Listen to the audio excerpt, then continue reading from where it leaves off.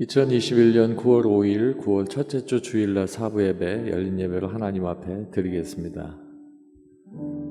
영상으로 예배해 주시고 또 성전에 나와서 함께 예배해 주신 여러분 환영하고 축복합니다.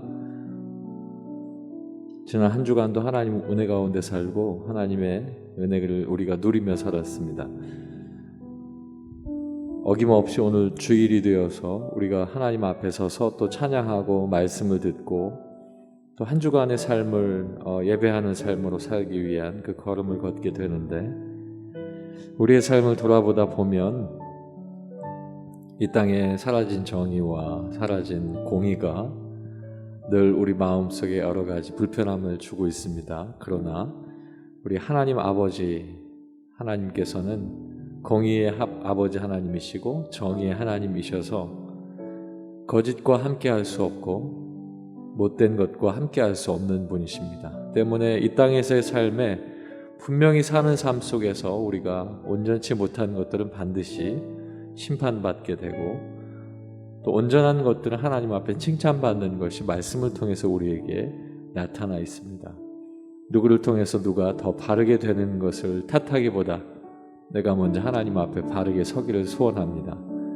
이 시간 함께 먼저 묵상하시면서 기도하실 때, 하나님, 다른 이들의 정의롭지 못한 것들을 통해서 내가 손가락질하지 않고 나를 먼저 바라보고 주님 앞에 내가 정의로운 삶을 살고 있는지, 보이지 않는 곳에서도 나는 하나님 앞에 지켜 살고 있는지 나를 돌아보니 하나님께서 함께 하시고, 내가 아버지 하나님 앞에 최선을 다해 섬기고자 하는 그 마음 속에 하나님께서 나와 동행하시고 나를 칭찬해 주시옵소서.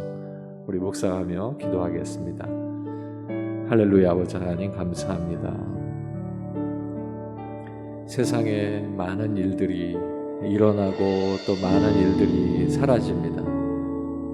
세상에 또 많은 거짓말과 거짓 행동과 악한 일들이 일어나고 또 착한 일들과 착한 행실들이 일어나고 있다가 또 사라집니다. 하나님, 우리의 삶에 하나님 앞에 있사오니 아버지 하나님, 세상을 바라보며 탄식하기 전에 내 모습을 바라보면서 내가 사람들 보이지 않는 곳, 하나님 앞에 보이지 않는다고 생각하지 아니하고 늘 어느 곳에서든지 말씀 안에 살고 또 세상의 법 안에서도 내가 지켜가면서 하나님께서 이 땅을 치유하시고 회복하실 수 있는 그날을 소망하며 살 수 있도록 인도하여 주시옵소서.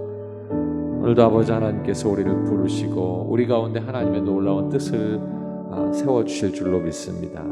아버지 하나님, 이 시간 찬양하고 또 하나님 앞에 기도하며 영광 돌릴 때에 하나님께서 주인 되시고 이 시간 임재하여 주시옵소서. 간절히 소망하오니 우리와 함께하여 주시옵소서. 예수님 이름으로 기도하옵나이다. 아멘. 하나님의 공의이신 예수 그리스도의 이름을 찬양하겠습니다.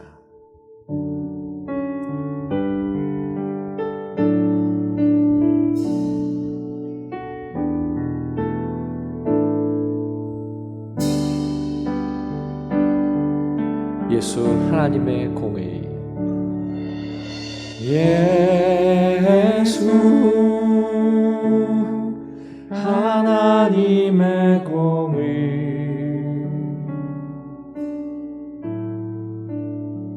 주 독생자 그의 나라 임하시네.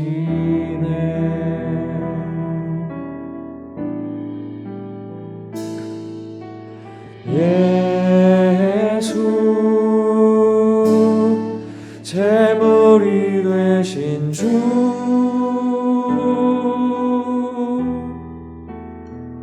영광 중에 그의 나라 임하시네.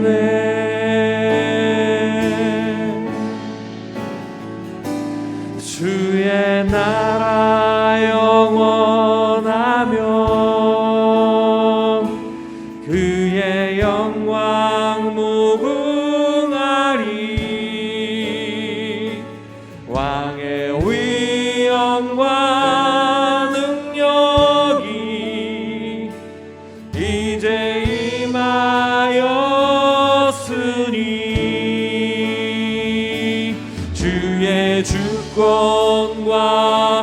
주의 통치와 주의 나라 힘과 권세 임하네. 예수 하나님의 공의. 예수 하나님의 사랑. 예수 하나님의 사랑.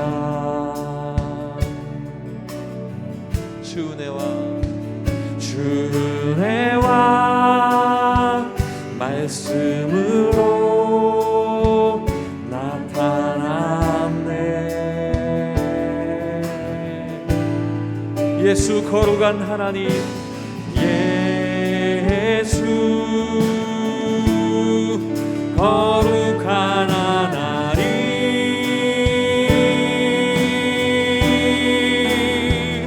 영광 중에 그의 나라 임하시네. 주의 나라 영원하며 주의 나라 영원하며 그의 영광 무궁하리. 왕의 위엄과 능력이 이제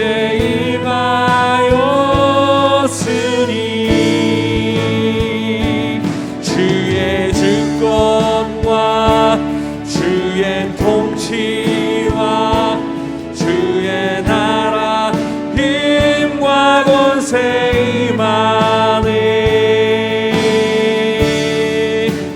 예수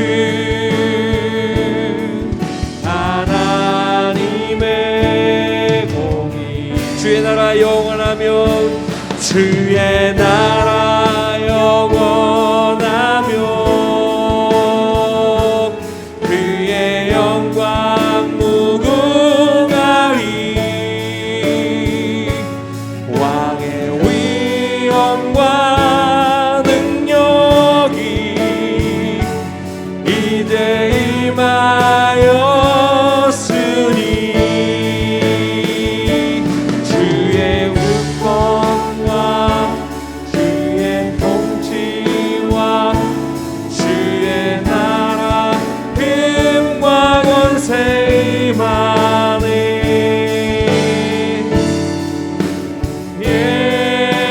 예수 하나님의 공의. 시간 함께 기도하겠습니다. 아버지 하나님의 공의가 이 땅 위에 임하도록 우리가 아버지 하나님의 뜻에 따라 온전히 살도록 예수 그리스도로 말미암아 거룩하게 된 우리가 하나님 앞에 거룩할 수 있도록 우리 이 시간 함께 기도하겠습니다. 할렐루야. 아버지 하나님, 아버지 하나님의 은혜로 우리가 삽니다. 아버지 하나님의 은혜 가운데 우리가 영광 돌리며 하나님의 뜻 가운데 나아갑니다. 아버지 하나님, 우리의 삶이 아버지 하나님 앞에 공의 가운데 온전히 설 수 있는 귀한 삶이 될 수 있도록 아버지 하나님 인도하여 주시옵소서. 아버지 하나님, 우리의 삶이 아버지 하나님 앞에 날마다 거룩함으로 온전히 드러나게 하시고 아버지 하나님 보실 때마다 거룩한 나의 백성으로 아버지 칭찬하실 수밖에 없는 아버지 하나님의 복된 귀한 사람 될 수 있도록 아버지 우리를 다스려 주시고 우리의 가정과 우리의 모든 일들과 아버지 하나님 우리 민족 위에 아버지 하나님 함께하여 주시옵소서. 아버지 하나님의 나라가 무궁하며 아버지 하나님의 위엄과 능력이 이 땅 위에 임하길 간절히 소망하오니 아버지 하나님께서 함께하시고 하나님 영광 홀로 받아 주시옵소서. 할렐루야. 아버지 하나님의 놀라운 역사 인도하여 주시옵소서.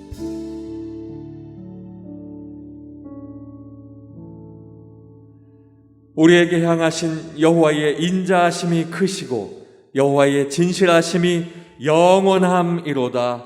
아멘.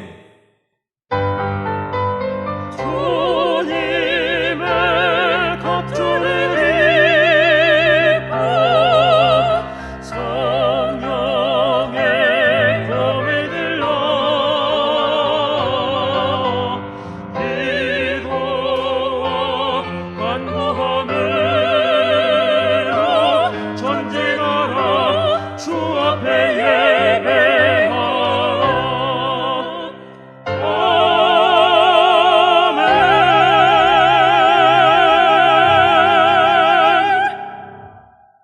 예수님께서 이 땅에 오셔서 제자들에게 먼저 말씀하신 것은 내가 너희에게 온 것은 평안을 주기 위해 왔노라 말씀하셨습니다.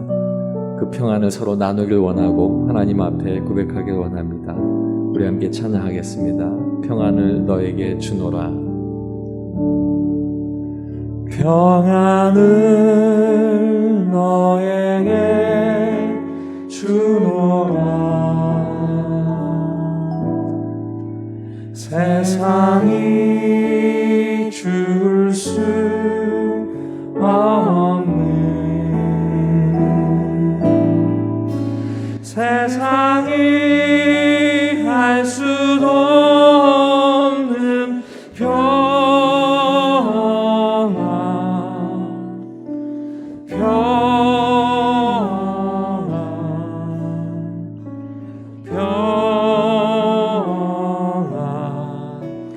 평안을 내게 주노라. 평안을 너에게 주노라. 세상이 줄 수 없는, 세상이 알 수도 없는 평안,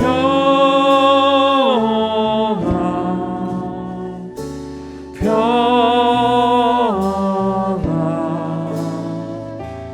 평안, 평안을 내게 주노라. 내 평생에 가는 길 순탄하여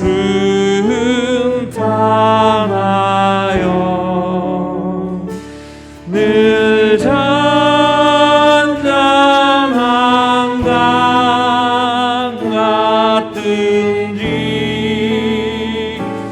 큰 풍파로 무섭고 어렵든지 나의 영혼은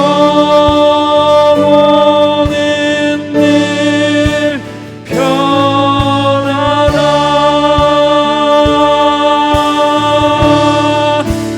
내 영혼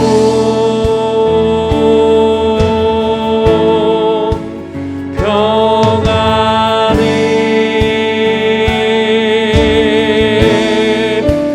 내 영혼, 내 영혼 평안해.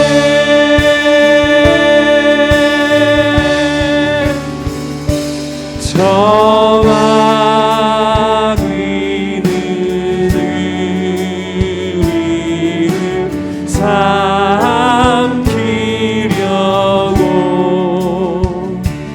입 벌리고 달려와도 주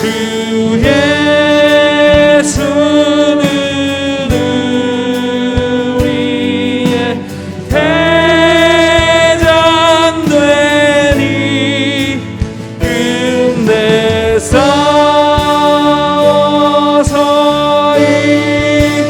그리라. 내 영혼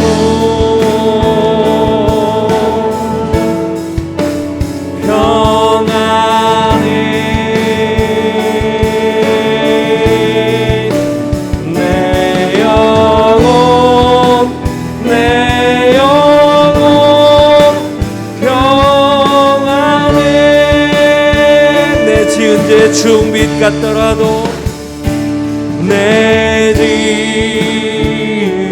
죄 주홍빛 같더라도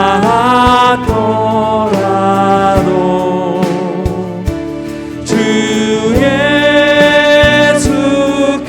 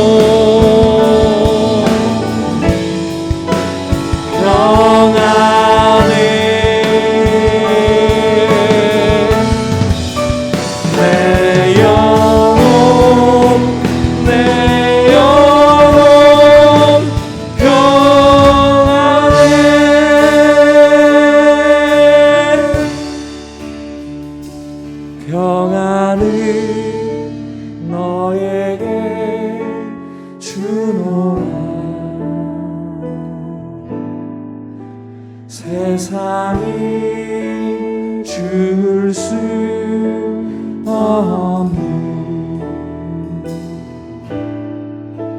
세상이 알 수도 없는 평안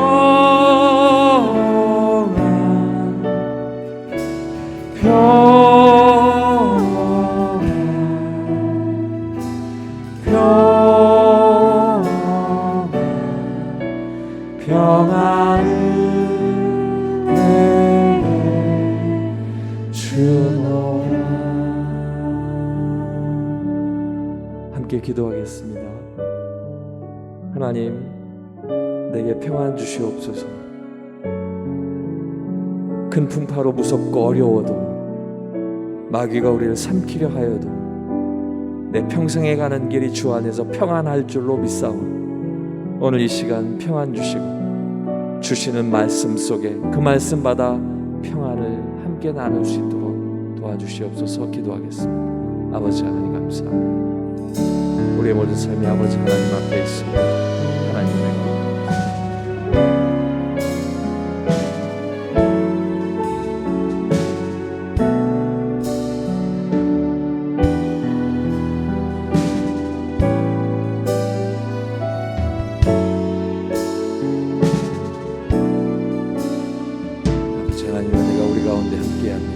언제나 주의 뜻 가운데 온전히 설 수 있도록 인도하시고 아버지 하나님, 우리의 삶이 아버지 하나님 앞에 늘 평안하게 하여 주시옵소서.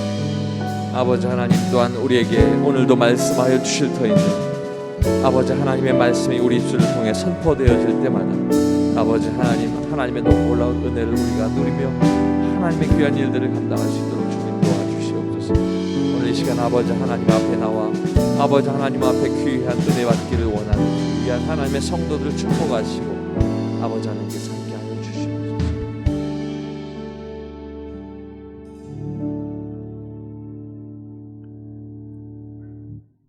하나님의 말씀은 마태복음 10장 12절부터 15절까지의 말씀, 신약성경 15쪽입니다.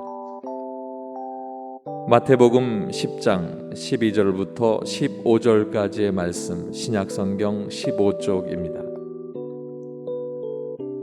또 그 집에 들어가면서 평안하기를 빌라.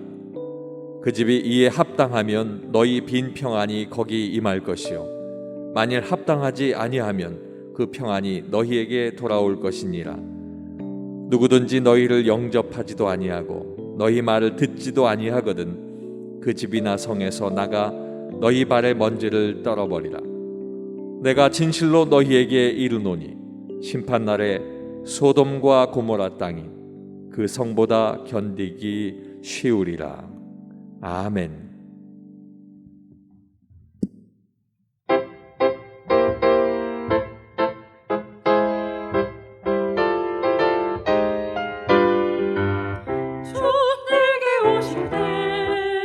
주 예수님 내 맘 오실 때 주 내게 오실 때 예수님 내게 오실 때 어두운 내겐 없겠네 어둠 없겠네 두려움 내겐 없겠네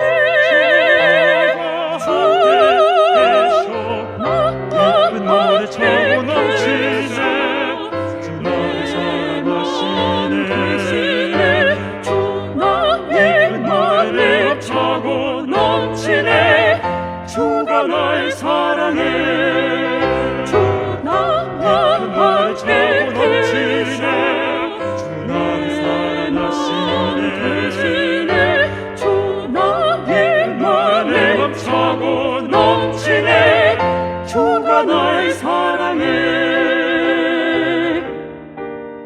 보라 그 놀라운 주의 사랑 내게 주셨네 그 놀라운 주의 사랑 내게 주셨네 나 자녀 되었네 주 내게 오실 때 찬양해 주 예수님 내 맘 그 오실 사랑 때 주 내게 오실 때 주 나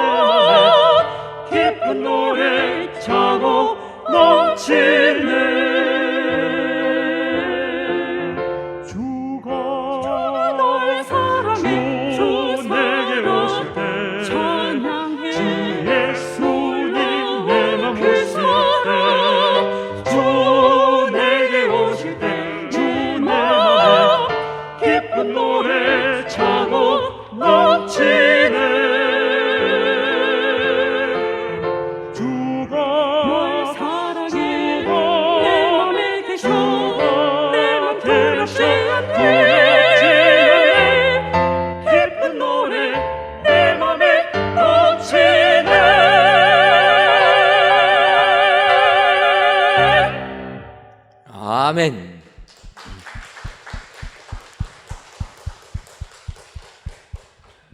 이 시간도 우리의 샬롬 찬양대의 귀한 찬양을 통하여 하나님께서 영광 받으신 줄 믿습니다. 귀한 찬양의 내용처럼 기쁨이 여러분들 삶 가운데 충만하시기를 주님의 이름으로 축원합니다.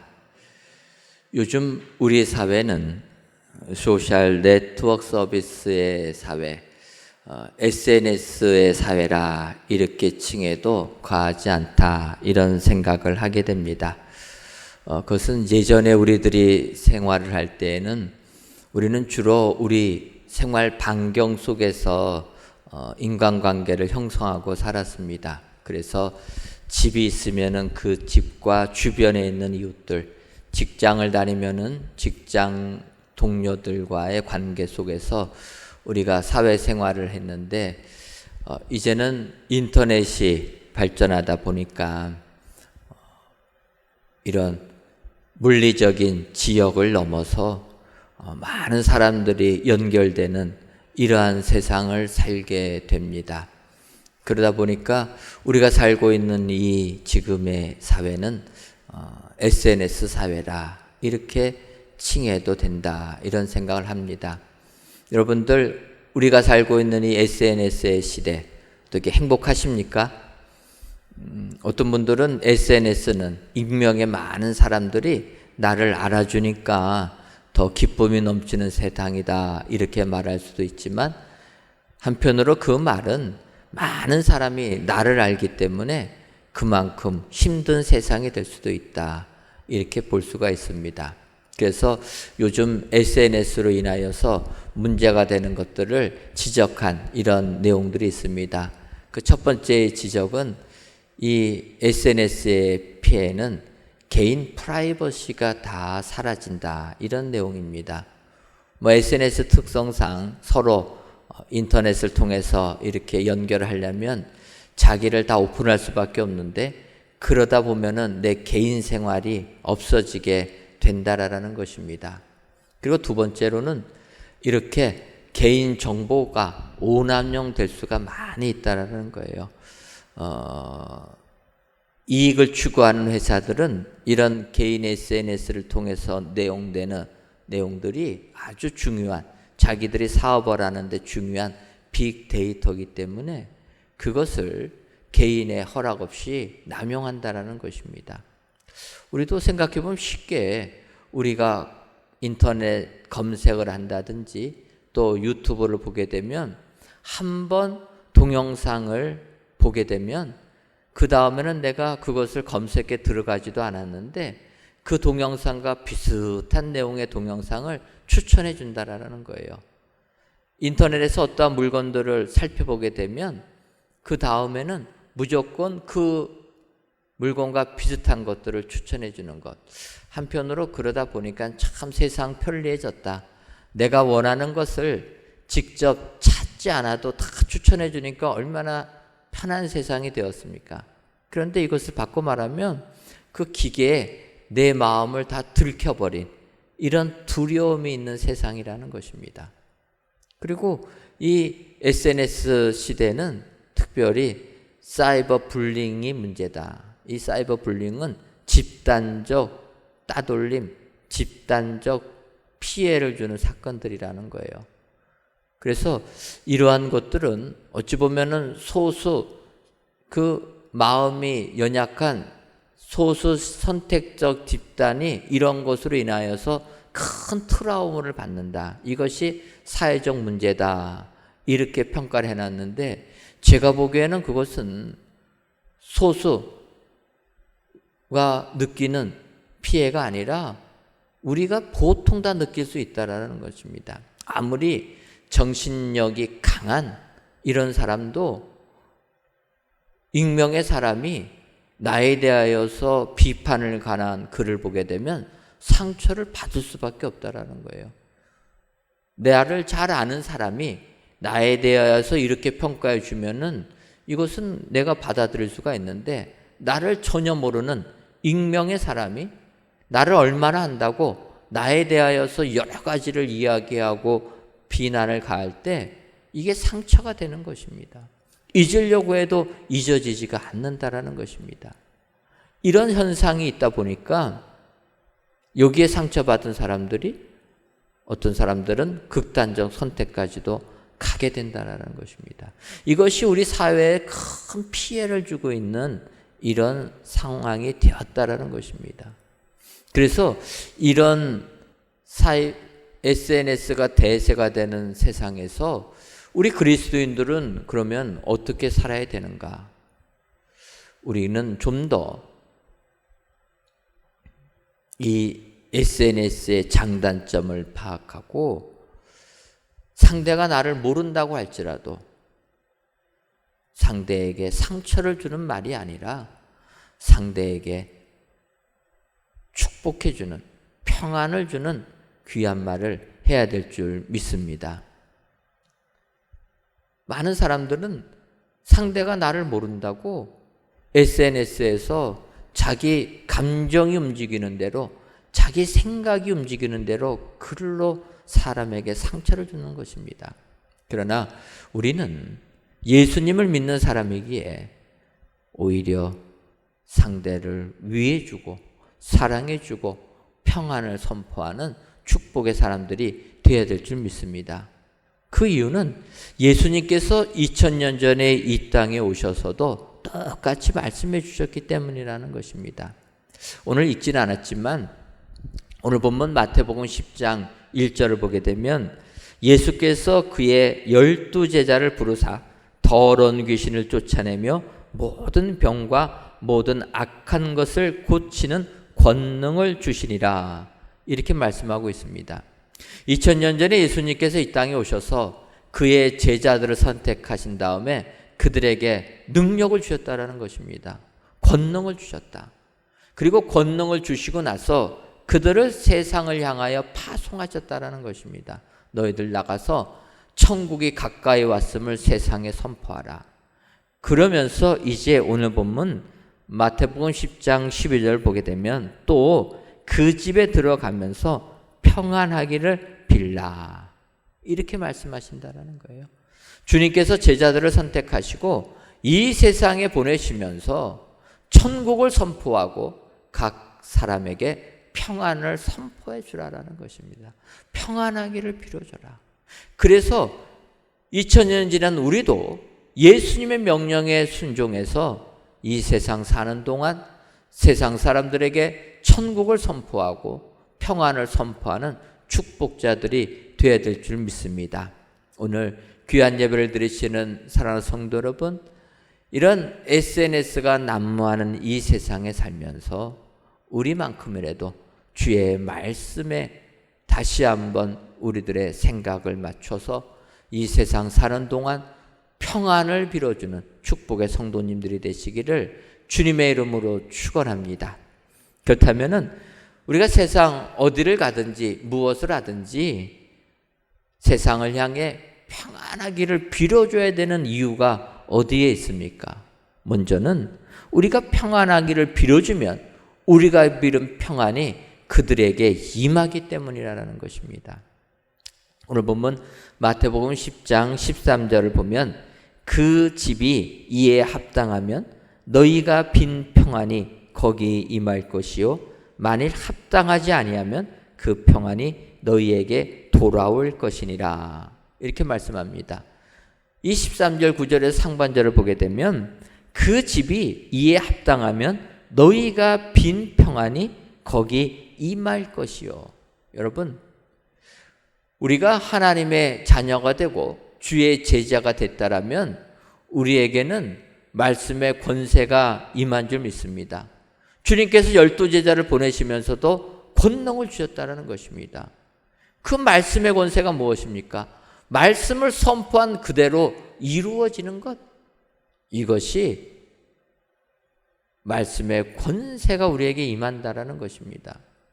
오늘 예수님께서는 그의 제자들을 보내시면서 너희들 세상에 가서 평안하기를 빌어주라라는 거예요. 그러면 그 평안이 그 집에 임하게 된다. 여러분, 우리가 말하고 우리가 축복한 게 그 상대방에 그대로 임하게 되면 얼마나 행복합니까? 우리가 평안하기를 빌어줬는데 그 가정이 평안하게 됐다. 우리가 복받기를 기도했는데 그 가정이 복받는 가정이 됐다. 얼마나 행복하십니까? 별로 행복하지 않으신 것 같은데, 여러분, 우리가 행복을 빌어주는 그 가정이 행복하다. 굉장히 축복입니다. 말을 했는데 그 말이 실제로 이루어졌다라는 것, 얼마나 감격스러운 일입니까? 그래서 우리가 평안하기를 빌어주라라는 거예요. 이루어지기 때문에.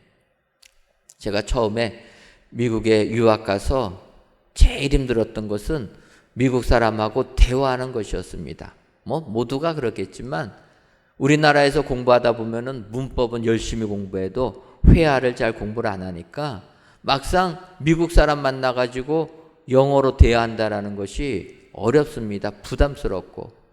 그런데 이제 제가 다녔던 신학교는 이런 외국인들의 어려움을 알아서 외국인들에게 영어 공부도 가르쳐 주고 또 신학 공부도 가르쳐 줬습니다. 그래서 제가 그 학교 랭귀지에 가서 열심히 영어를 배우는데 몇 달이 지나다 보니까 제가 영어를 했는데 미국 사람이 알아듣고 반응을 하는 겁니다.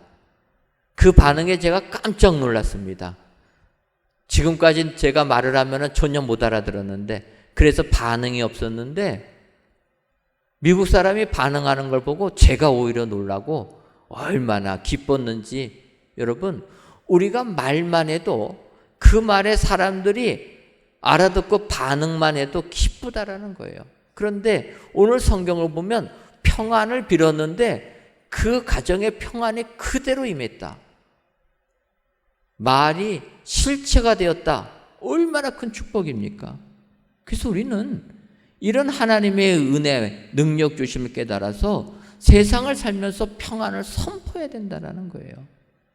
예수님께서도 그것을 위해서 이 땅에 오셨기 때문이라는 거예요.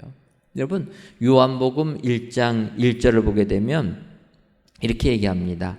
태초에 말씀이 계시니라. 이 말씀이 하나님과 함께 계셨으니 이 말씀은 곧 하나님이시니라. 태초에 말씀이 계셨다라는 것입니다. 그런데 이 말씀이 요한복음 1장 14절에 보면 말씀이 육신이 되어 우리 가운데 거하심에, 여러분, 말씀이 계셨는데 그 말씀이 육신이 되어서 우리 가운데 거하셨다라는 것입니다. 말씀이 실체가 되었다. 그것을 주님이 보여주시는 것입니다. 여러분, 이 말이라는 것은 어찌 보면은 소리에 의미가 담겨 있는 것이 말이라는 거예요.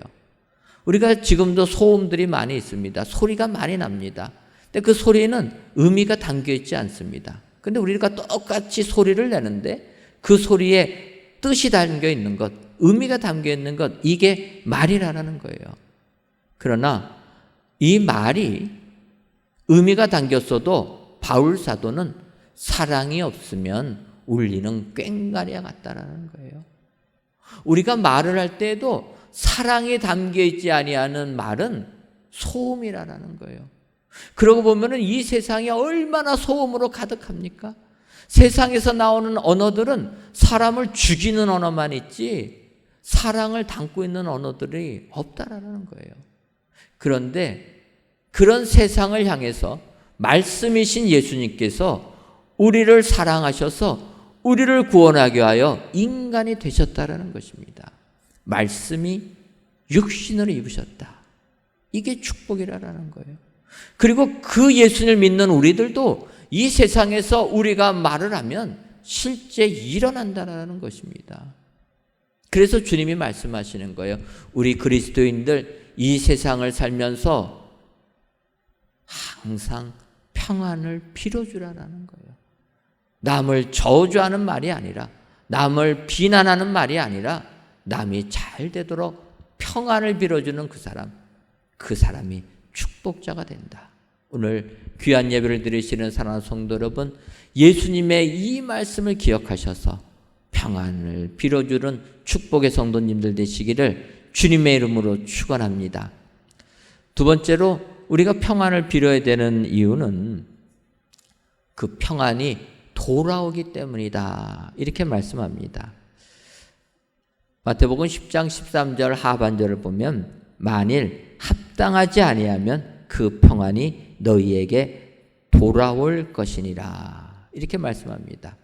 주님께서 평안을 빌어주라고 말씀하셔서 평안을 비는데 사실 우리가 사람이다 보니까 평안을 빌다 보면 어떤 사람들은 평안 빌어줄 마음이 생기는 사람도 있는데 어떤 사람들은 눈꽃만큼도 생각이 안 드는 사람이 있더라는 거예요. 하는 모습을 보니까 평안을 빌어주기는커녕 자꾸 땀만 나온다는 거예요. 그럼에도 불구하고 예수님은 그 사람 평안을 빌어주고 싶은 마음이 없는 사람일지라도 평안을 빌어주라라는 거예요. 왜 그렇습니까? 빌어주면 만일 그 평안이 그가 받기에 합당하지 아니하면 그 평안이 나에게로 되돌아온다라는 거예요. 이 되돌아옴의 은혜가 얼마나 큰 것이고 기쁜 것입니까? 여러분 한번 생각해 보시기를 바랍니다. 우리가 빈 평안이 우리에게 되돌아오면 내가 평안한 것 아닙니까? 여러분 내가 평안하면 얼마나 행복합니까? 우리가 세상 살면서 힘들고 어려운 세상 살면서 우리가 평안해지는 것처럼 복된 것이 없다라는 거예요. 제가 그래서 주변 분들한테 이게 참 은혜가 된다 했더니 주변에서 그래요. 그리스도인답지 않다. 왜냐하면 그리스도인은 사랑을 줘야지, 평안을 빌어줘야지, 빌어준 평안이 나에게 오는 것을 바라보면서 살면 어떡하냐.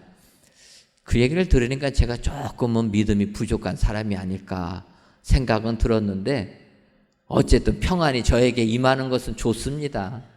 여러분 그렇지 않습니까? 우리가 세상 살면서 내 삶 속에 평안함이 임하는 게 얼마나 큰 축복입니까? 이런 평안함이 임하려면 주님이 말씀하시는 거예요. 남에게 평안을 선포해 주라는 거예요. 남에게 평안함을 빌면 그 빈 평안이 그들이 받을 상황이 안 되면 나에게 온다는 거예요. 바꿔 말하면 내가 평안을 많이 받기를 원하면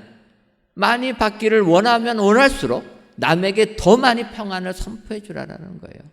그러면 그 빈 평안이 나에게 되돌아온다. 여러분 주님의 이 말씀을 기억하셔서 어디에서 무엇을 하든지 간에 무조건 내 이웃을 향하여서 평안을 빌어주는 축복의 성도님들 되시기를 주님의 이름으로 축원합니다. 여러분 전도서 11장 1절을 보게 되면 솔로몬이 이렇게 얘기합니다. 너는 떡을 물 위에 던지라. 여러 날 후에 도로 찾으리라. 이 구절을 가지고 다양하게 해석하지만 보통의 해석들은 구제에 대한 얘기다 이렇게 얘기를 합니다. 내가 먹을 떡을 내가 먹지 않고 물 위에 떠 내려보내라는 거예요. 그러면 그 떡은 다른 사람이 먹는데 다른 사람이 먹고 그래서 내가 먹을 떡을 다 허비한 것 같지만 여러 날 후에 너가 도로 찾을 거라는 거예요. 도로 받는다라는 겁니다. 우리가 사는 세상은 내가 봉사하고 희생하면 다 나만 손해보는 것 같지만 아니라는 거예요. 세상은 희생하면 너만 손해본다고 얘기하지만 성경은 아니라는 겁니다. 돌아받는다는 거예요. 그래서 우리는 이 세상 힘있고 용기 있게 살아갈 수 있다는 거예요. 여러분 다윗이 말년에는 아들 압살롬의 반란에 직면할 때가 있습니다. 아들임에도 불구하고 다윗을 죽이고 자기가 왕이 되려고 반란을 일으키게 됩니다. 얼마나 주도 면밀하게 반란을 계획하고 일으켰던지 압살롬이 일어나자마자 백성들의 마음이 다윗을 떠나서 다 압살롬에게로 갔다라는 거예요.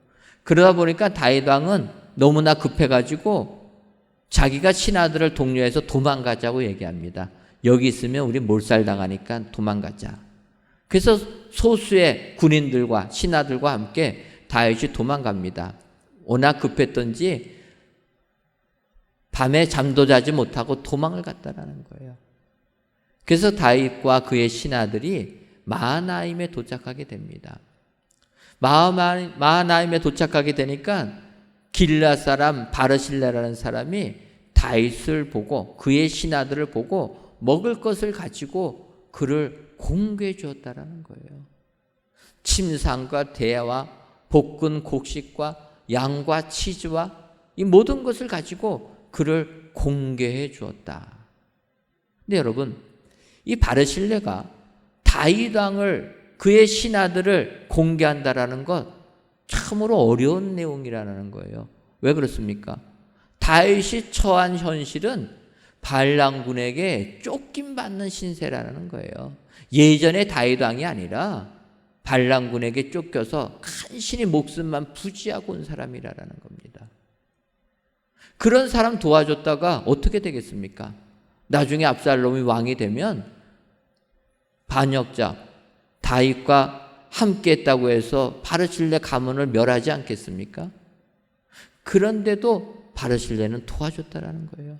요즘에 우리가 아프가니스탄 사태를 보게 되면 이 내용을 바로 우리가 느끼게 됩니다. 우리가 아는 대로 미국이 테러와의 전쟁을 선포하면서 아프가니스탄의 정권, 탈레반 정권을 몰아냅니다.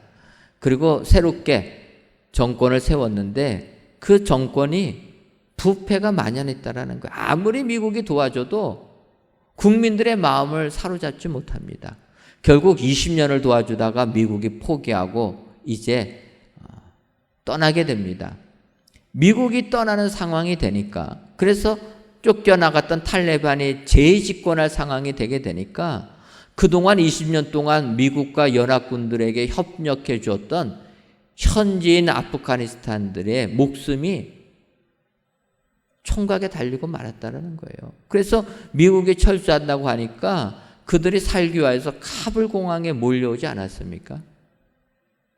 카불 공항에 너무나 많은 아프가니스탄들이 몰려오게 되니까 그들을 다 실어 나눌 수 없어서 그냥 비행기 문 닫고서 출발하다가 어떻게 됩니까?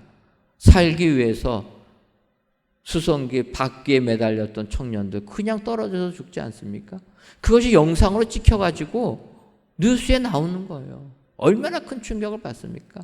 살아있는 사람이 그냥 비행기에서 떨어지는 겁니다. 그 사람들 왜 자리가 없다고 비행기 바퀴까지 매달렸겠습니까?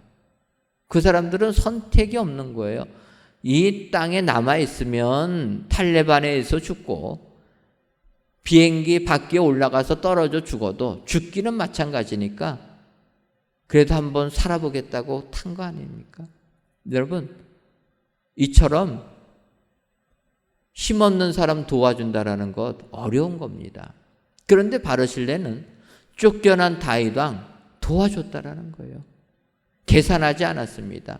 여러 가지 정치적인 문제 고민하지 않았습니다. 지금 현실에서 잠 못 자고 먹지 못하고 굶주린 다윗과 그의 군사를 보면서 먹을 것을 갖다 주었다라는 거예요. 이렇게 베풀어 주니까 어떻게 됩니까? 다윗이 압살롬의 난을 진압하고 왕이 되었을 때 바르실레에게 얘기하는 거예요. 나랑 같이 예루살렘으로 돌아가자. 그러면 너가 나를 공개한 것처럼 내가 이제는 예루살렘에서 너를 공개해 주겠다. 여러분, 바르실레가 아무리 부자라고 해도 왕보다 더 부자일 수 있겠습니까? 다윗이 이렇게 갚아준다라는 거예요. 그때 바르실레는 다윗 왕이시여, 저는 나이가 들어서 여기서 예루살렘까지 가는 도중에 죽습니다. 저 말고 제 아들 기맘을 돌보아 주옵소서. 그때 다윗이 약속해 줬다라는 거예요. 내가 너의 아들 기맘을 너가 나를 공개한 것처럼 그에게 그대로 공개해 주겠다. 여러분, 베풀면 이렇게 되돌아오는 축복을 주실 줄 믿습니다. 우리가 세상을 향해서 평안을 선포하면 그 빈 평안이 우리에게 되돌아오는 축복이 임하게 될 줄 믿습니다. 여러분, 세상 사시면서 나와 내 가정이 평안한 가정 되시기를 원하십니까? 그렇다면 주님의 말씀을 확신하여서 내 이웃에게 평안을 빌어주는 축복의 성도님들 되시기를 주님의 이름으로 축원합니다. 여러분들이 세상을 향하여 평안을 빌면 그 평안이 나에게로 돌아온다. 기억하시고 항상 평안을 빌어주는 축복의 성도님들 되시기를 주님의 이름으로 축원합니다. 그리고 끝으로 우리가 평안하기를 빌어줘야 되는 이유는 심판날이 임하기 때문이라 이렇게 말씀합니다. 15절을 보면 내가 진실로 너희에게 이르노니 심판날에 소돔과 고모라 땅이 그 성보다 견디기 쉬우니라. 그 성은 천국 복음을 거절한 성이라는 거예요. 천국 복음을 거절한 성은 소돔과 고모라 성보다 그 심판날의 심판을 피하지 못한다라는 것입니다. 여러분, 소돔과 고모라 성이 얼마나 타락했습니까? 동성애가 횡행했는데 우리가 성경을 보면은 롯을 구원하려고 갔던 천사들까지도 범하겠다고 날뛰었던 사람들이 소돔성에 있는 사람이라는 거예요. 이처럼 도덕이 다 무너진 온갖 죄악이 가득한 소돔과 고모라 성인데 차라리 그 성이 천국 복음을 거절한 그들보다는 낫다라는 겁니다. 그래서 우리는 항상 심판날이 있음을 알고 세상을 살아야 된다라는 거예요. 더군다나 이 심판날은 바울 사도는 고린도전서에서 이렇게 얘기합니다. 고린도 후서 5장 10절에서 우리가 다 반드시 그리스도의 심판대 앞에 나타나게 되어 각각 선악간에 그 몸으로 행한 것을 따라 받으려 함이라. 바울 사도는 이 심판 때는 예수 믿는 사람이나 믿지 아니하는 사람이나 다 심판대에 서게 된다라는 거예요. 그래서 우리는 심판이 있음을 알아야 된다라는 겁니다. 예수 믿는다고 심판대에 안 서는 게 아니라 심판대에 서게 되는데 서게 됐을 때 우리는 영생의 축복을, 복음을 거절한 자들은 영벌의 형벌을 받게 된다라는 것입니다. 그래서 우리 예수 믿는 사람들은 이 세상을 살면서 주의 일에 더욱더 열심히 해야 된다. 주님이 오실다고 분명히 약속하셨지만 언제 오실지 몰라도 깨어 있어서 세상에 주의 뜻을 행해야 된다라는 것입니다. 그런 부분을 마태복음 24장에서 주님이 말씀하십니다. 특별히 마태복음 24장 44절을 보면 이러므로 너희도 준비하라 하고 있으라 생각하신 때에 인자가 오리라 말씀하시면서 이어지는 45절에 충성되고 지혜 있는 종이 되어 주인에게 그 집 사람들을 맡아 때를 따라 양식을 나눠줄 자가 누구냐. 충성된 종이 누구냐라고 주님이 물어보시는 거예요. 주님이 다시 오실 때 인정받고 충성된 종이 누구냐. 그 종은 주님이 계시든 안 계시든 주님이 주신 사명 철저하게 실천하고 있는 사람이라는 거예요. 그런 사람은 주님이 오셔가지고 모든 일을 맡기는 이런 사람이 된다. 하지만 주님이 아직 오시지 않는다고 오히려 옆에 동료들 때리고 핍박하고 술 친구들과 함께 타락한 자들, 그때는 주인이 와서 그를 때리고 그에게 벌을 내릴 것이다. 이렇게 말씀하신다라는 것입니다. 그래서 우리는 마지막 날 심판날이 있음을 알고 세상을 향하여서 평안을 선포하는 축복자가 되어야 될 줄 믿습니다. 그럴 때 우리는 주님으로부터 칭찬을 받게 된다. 여러분, 주님 2000년 전에 하늘로 승천하셨고 다시 오신다 말씀하셨는데 2000년이 지난 지금 아직 오시지는 않으셨습니다. 그러나 벌써 2000년이 지나기 때문에 이제 조만간 오실 줄 믿습니다. 주님이 오심을 확신한다라면 우리는 주님의 이 말씀을 가지고 이 말씀을 명심해서 세상 살면서 평안하기를 빌어주는 축복자 되시기를 주님의 이름으로 축원합니다. 우리가 세상을 향하여 평안을 빌어주면 우리는 심판 때 주님으로부터 인정을 받는다. 여러분 기억하시고 세상 살면서 아무리 세상이 죄악에 관영하고 정말 아무리 세상이 축복받을 아무것도 없어도 주의 말씀을 기억하셔서 평안하기를 빌어주는 여러분 되시기를 주님의 이름으로 축원합니다. 평안하기를 빌어주면 그 평안이 우리에게 임한다. 오늘도 기억하시고 오늘도 주의 말씀에 순종하셔서 세상을 이기시는 축복의 성도님들 되시기를 주님의 이름으로 축원합니다. 기도하겠습니다. 하나님, 오늘도 귀한 날을 주셔서 성전에서 혹은 영상으로 하나님께 예배를 드리게 하시니 감사합니다. 바라기는 모든 예배자들 위해 평안이 넘쳐나는 축복의 성도님들 되게 하여 주옵소서. 오늘은 평안하기를 빌라 주께서 말씀해 주시니 감사합니다. 바라기는 우리 주님의 이 명령에 순종하여서 세상 살면서 항상 평안을 빌어주는 저희들 되게 하여 주옵소서.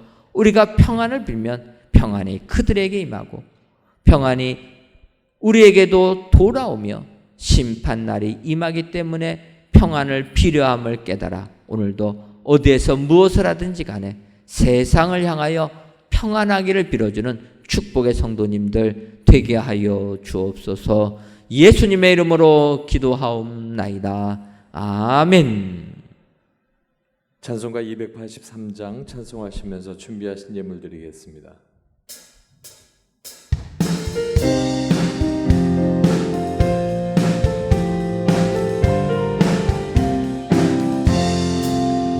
나 속죄함을 받은 후 한없는 기쁨을 다 헤아릴 수 없어서 늘 찬송합니다.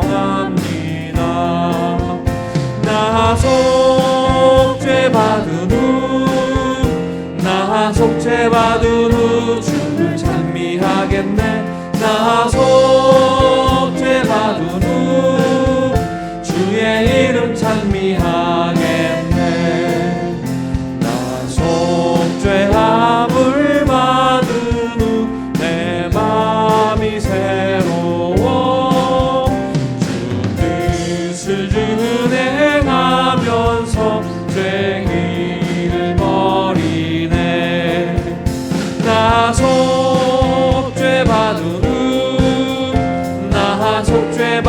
후 주를 찬미하겠네. 나 속죄받은 후 주의 이름 찬미하겠네. 나 속죄함을 받은 후 성령이 오셔서 하나님 자녀 된 것을 못 증언합니다. 나 속죄받은 후 주를 찬미하겠네. 나 속죄받은 후 주의 이름 찬미하겠네. 나 속죄함을 받은 후 보혈의 공로로 내 주의 은혜 임으니 늘 평안합니다. 나 속죄받은 후 주를 찬미하겠네. 나 속죄받은 후 주의 이름 찬미하겠네.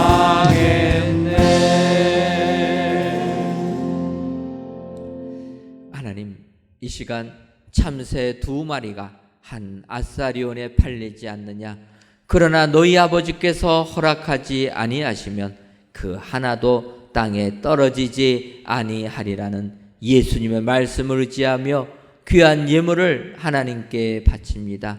드려지는 11주 예물과 감사의 예물, 1,000번째 예물과 전도의 예물, 건축 헌금과 주정헌금, 성미를 연락하여 주옵시고 드리는 손길 위에 주님의 약속의 말씀이 임하게 하여 주옵소서. 그리하여 참새보다도 귀하고 머리털까지 다 세신 바 되었다고 말씀하신 우리 주님께서 우리들을 인도하여 주옵시고 힘든 이 세상을 살아갈 때 물질의 풍성함도 허락하여 주옵소서. 우리의 가정에는 사방의 평안함을 허락하여 주어서 우리가 항상 평안함만을 빌어주는 축복자들 되게 하여 주옵소서. 하나님, 이 나라와 이 민족도 기억하여 주어서 주님이 주시는 평안한 나라 되게 하여 주옵소서. 코로나19로 전 세계적으로 혼란한 이때 우리 주님이 주시는 평안함이 이 땅에 임하게 하셔서 천국 기쁨을 누리는 이 민족 되게 하여 주옵소서.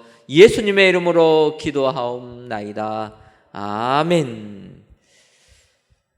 교회 소식 전해드리도록 하겠습니다. 2021년도 하반기 교사대학이 교회학교 교사 및 학부모님을 대상으로 지난주부터 시작되었습니다. 9월 23일 목요일까지 매주 목요일 진행되는데 시간은 오후 7시 30분부터 9시까지 유튜브와 줌을 이용해서 비대면 강의로 진행합니다. 교사분들 또 관심 있는 분들의 많은 참여 부탁을 드립니다. 아울러서 2학기 성경 공부가 오늘부터 개강합니다. 성경 공부도 마찬가지로 코로나19로 인하여서 저희들 줌으로만 진행합니다. 1학기 때 신청하셨던 분들 오늘부터 다시 성경 공부 개강한다 기억하시고 힘을 내셔서 또 성경 공부에 임해 주시면 감사하겠습니다. 아직까지 사회적 거리 두기가 4단계가 계속 진행되고 있습니다. 여러분들 기억하시고 아직까지 4단계라 여러분들 건강 관리 유념해 주시고 그나마 이제 내일부터는 조금 저희들 사회적으로 모이는 인원이 조금 늘어납니다. 여러분들 이렇게 조금이라도 풀린 것 감사하시고 특별히 우리 믿는 사람들 교회는 모이지 못하지만 여러분들 서로 교통하시고 사귐이 있으셔서 더욱더 든든하게 믿음 생활 승리하시는 여러분 되시기를 바랍니다. 오늘 하나님께서 주신 말씀 평안하기를 빌라. 평안이 임하기 때문에, 평안이 돌아오기 때문에, 그리고 심판날이 임하기 때문에 우리에게 주신 이 말씀을 꼭 기억하시고 우리 함께 축복하신 후에 함께 기도하실 때 하나님, 지금까지는 내가 그리하지 않았지만 이제 말씀 들었으니까 주의 말씀에 순종하여 평안 비는 내 모습 되게 하시고 우리 모든 성도들이 평안 빌고 주님 안에 그 평안 다시 받게 도와주시옵소서. 함께 기도하겠습니다. 하나님의 사랑이 당신의 삶 가운데 가득하기를 축복합니다.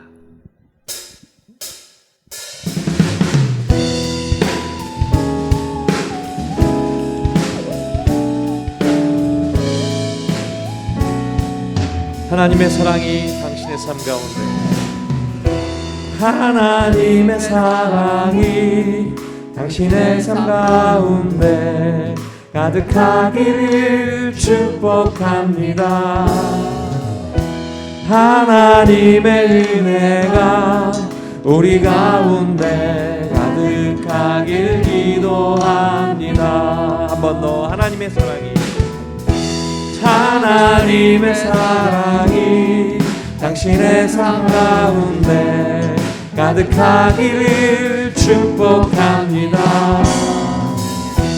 하나님의 은혜가 우리 가운데 가득하길 기도합니다. 함께 기도하겠습니다. 아버지 하나님 감사합니다.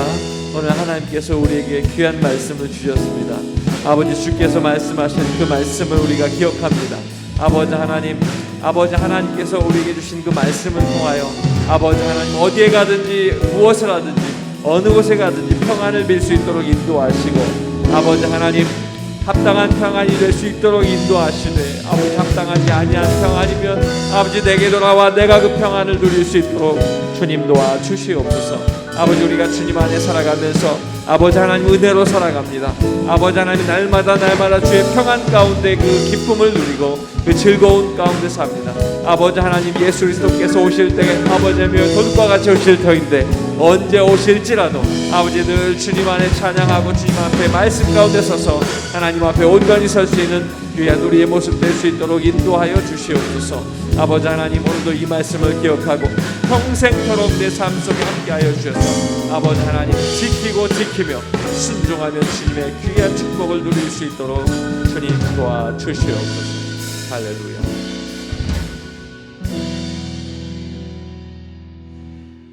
하나님, 우리들이 살고 있는 이 세상은 너무나도 힘들고 험악한 세상입니다. 이 세상에 속한 사람들, 남을 쓰러뜨리고 넘어뜨리지 못하면 견디지 못하는 이러한 죄악된 세상 속에 우리들이 살고 있습니다. 하나님, 이런 세상 속에서 저희들을 그리스도인으로 불러주시니 고맙고 감사합니다. 하나님께서 저희들을 불러주었사오니 오늘 주신 말씀을 생각하며 이 세상 평안하기를 빌어주는 저희들 되게 하여 주옵소서. 우리가 평안하기를 빌어주면 우리가 빈 그 평안이 그들에게 임함을 깨닫게 하여 주옵소서. 그들이 받을 자격이 안 되면 우리가 빈 평안이 우리에게 되돌아옴도 깨닫게 하여 주옵소서. 더 나아가 심판날이 반드시 있음을 확신하여서 이 세상 의지로부터 착하고 충성된 종이라 칭찬받기 위하여서 오늘도 세상을 향하여 주의 복음을 전가하고 세상을 향하여 평안을 선포하는 축복자들 다 되게 하여 주옵소서. 예수님의 이름으로 기도하옵나이다. 아멘.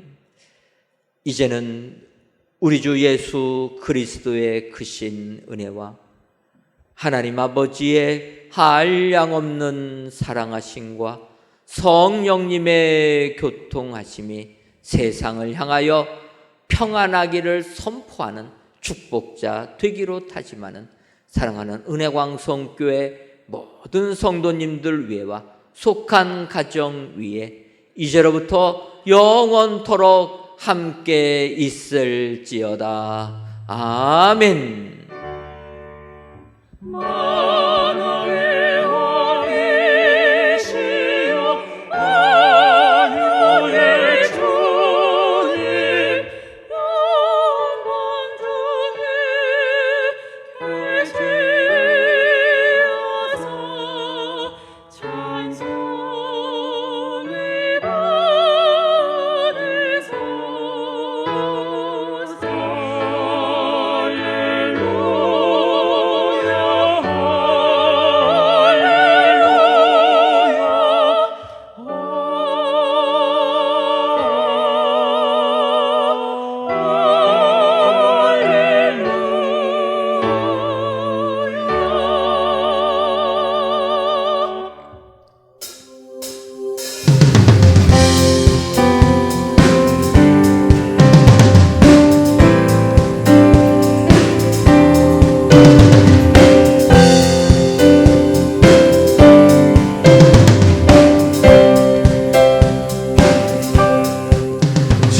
뜻대로 살기로 했네. 주님 뜻대로 살기로 했네. 주님 뜻대로 살기로 했네. 뒤돌아 서지 않겠네. 뒤돌아 서지 않겠네. 어떠한 시련이 와도 수많은 유혹 속에도 신실하신 주님 약속 나 붙들리라. 세상이 이해 못하고 우리를 조롱하여도 신실하신 주님 약속만 붙들리라. 결코 돌아서지 않으리.